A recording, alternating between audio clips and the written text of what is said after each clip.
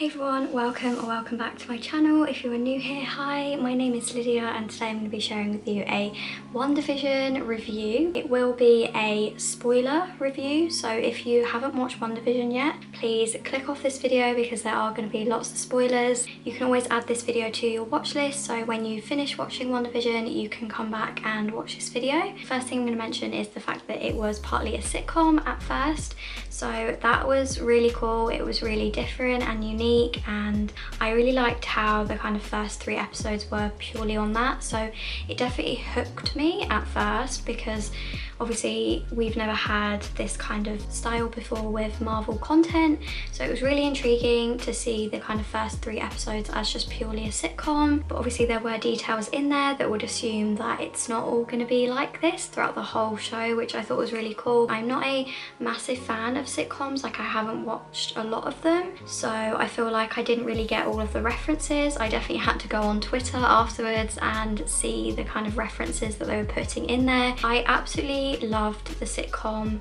feel. It was really different, really unique, and it definitely shows people what Marvel can do, like the kind of different content that Marvel can put out. It's not just all about action and adventure, and I think the sitcom style definitely suited Wanda and Vision and everything that they were involved in the later episodes.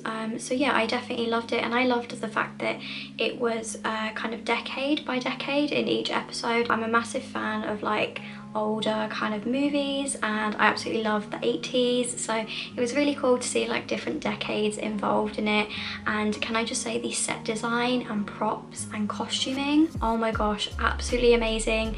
Those episodes were just shocking because obviously every episode the clothing changed and the props and kind of setup as well, and how the house is laid out as well, so that was really cool to see. And then after episode 3 you start to see that maybe not everything is as it seems, and kind of things from the outside world start popping up, and I really liked it. I really liked how they combined the two together. So obviously the outside world, meaning s.w.o.r.d, and kind of the present day, but then also the Westview world. I think they did it really well. They didn't really rush it or anything like that. I feel like the pacing of the whole show was great. And then speaking of s.w.o.r.d and the outside world, I absolutely loved the fact that they brought characters that we haven't seen before. So obviously Monica, Darcy and Jimmy, we haven't seen them in a hot minute, in a while, so it was nice for them to come back and be a part of it, even though I would have loved to have seen more of them, like more of them together possibly as a trio, because I absolutely loved that trio. I loved the fact that Darcy went into Westview. That was really cool. And then how she teamed up with Vision, that was so amazing. It was so funny, and I loved how Monica was a part of the sitcom as well. And also I liked how they kind of went back and showed you what was kind of happening when Monica was in the sitcom. That was really cool to kind of tie everything together and make kind of a nice timeline. And to Agatha, I really loved her character. I definitely knew from the beginning she wasn't who she said she was, so to find out that she was a witch was amazing. There were definitely some nods in there and some little hints in there to her being a witch that I definitely saw. I loved the Agatha All Along song. That is just stuck in my brain at the minute, as well as all of the other WandaVision songs, and I really liked how they did that, how they kind of showed how she kind of messes with Westview. The only thing that I would say is that it was a little bit confusing and a little bit misleading to me anyway, because obviously with the song it was Agatha All Along. I definitely thought that after that song it was basically them saying that Agatha was the whole mastermind and like created the kind of Westview sitcom world. So then when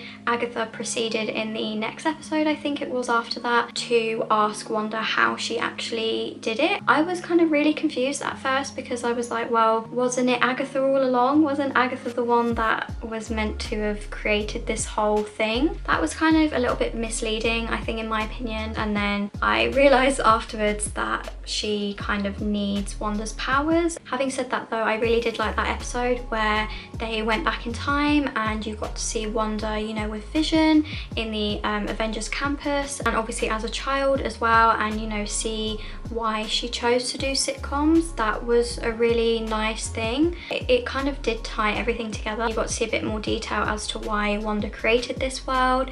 You got to see her grief a lot more, which I definitely think was a massive thing for this show. Also, I was really happy to see that Evan Peters, Quicksilver, was involved in WandaVision. He came in the 5th episode, and I really liked how they introduced him when Wanda opens the door and he stood there. I was like, oh my gosh, yes, there's actually going to be an X-Men crossover. This is going to be amazing. And then obviously in the finale episode, it didn't really clear anything up. There's still questions around it, and yeah, that was definitely a disappointing thing about the finale for me and about WandaVision as a whole. I definitely thought that after they were bringing Evan Peters into the MCU, that would definitely be like a clear thing that, okay, the MCU and X-Men are doing this crossover. But now I'm not so sure. Obviously that still could happen because we still don't know if Evan Peters Pietro is actually Ralph Boner or if he is actually Quicksilver. Like, we still don't know. There's still questions around that. It's kind of a really weird one when it comes to him. I genuinely don't know how it's going to be, if they're going to carry it on with Evan Peters Pietro or if they're just going to leave it at that. I really hope they don't, because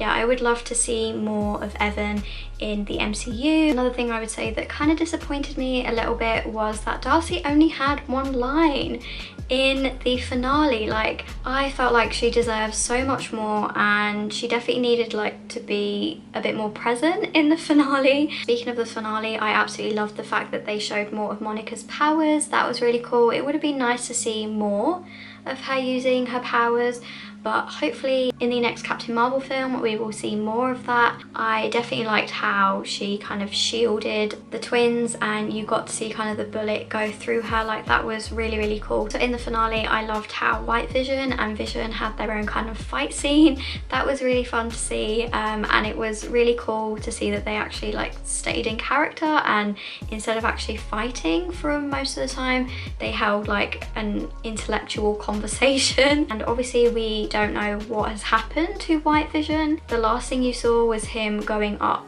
in the roof of the kind of library building, so who knows what's going to happen with him, but obviously he is still alive, so there could be some kind of reunion, I'm assuming, with Wanda and Vision in the future. And obviously now that White Vision has like his memories back, I'm assuming, that will be really interesting to see like kind of what happens with him. And then obviously we have Wanda and Agatha's fight scene.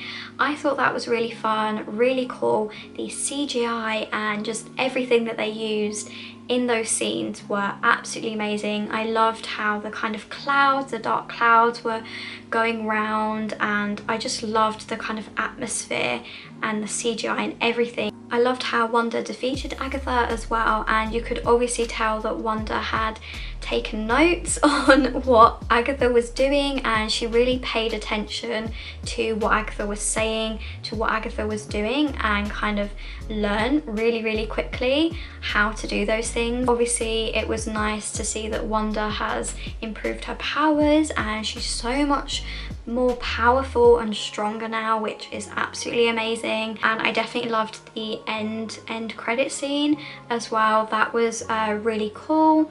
I loved how she is kind of learning with the book now, and you can clearly tell that she is getting more powerful. So yeah, overall I would definitely give WandaVision at least like a 9 out of 10, even 10 out of 10, because I absolutely loved it. Like, it was just amazing to see and to watch, and it's definitely shown people out there that Marvel can do more than just like fight scenes and, you know, big dramatic fight scenes like Endgame. It's definitely shown people that Marvel has a lot more to give, and this kind of whole show has definitely made me fall in love with Wanda and Vision even more. I just loved how they each had their like own kind of time to shine, because I feel like they were kind of overshadowed a lot in the other Marvel movies. So it was really nice to kind of see them as like the focal point. But yeah, that is my review of WandaVision. I really hope you guys enjoyed watching and hearing my thoughts and opinions on it. Let me know down below if you think differently about anything, or if you have the same kind of opinions to me. And also consider subscribing if you want to see more content like this from me, more Marvel content, Disney content, all of that good stuff. And also give this video a little cheeky thumbs up as well if you enjoyed this video. But yeah, that is it for this video. I will see you in my next one.